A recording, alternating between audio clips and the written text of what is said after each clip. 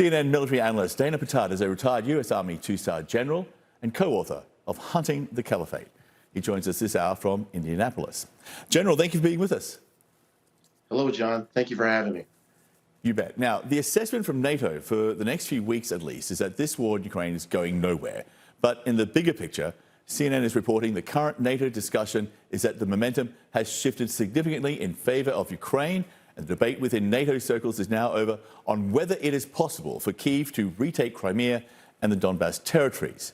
So, well, Ukraine has every right to try and regain its entire territorial sovereignty. Is that necessarily the smartest decision at this point? Could they risk losing all that they've won so far? Well, in war, momentum often ebbs and flows and shifts.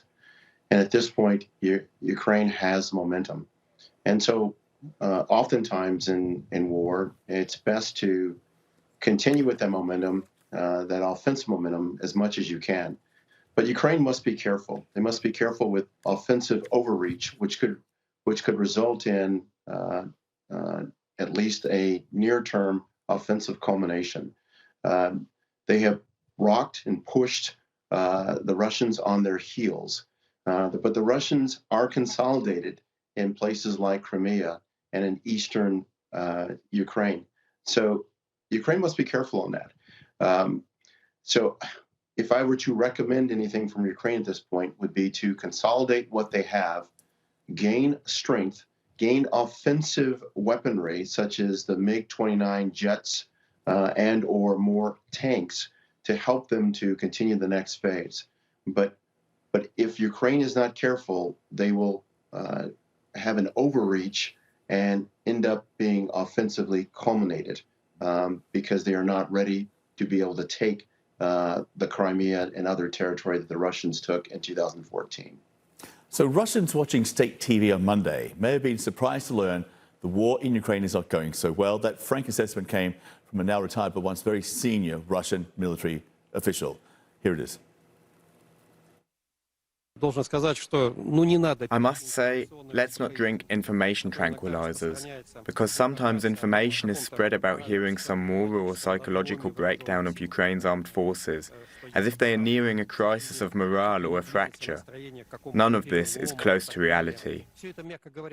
This goes in part to that NATO assessment about the momentum and high morale on the Ukrainian side.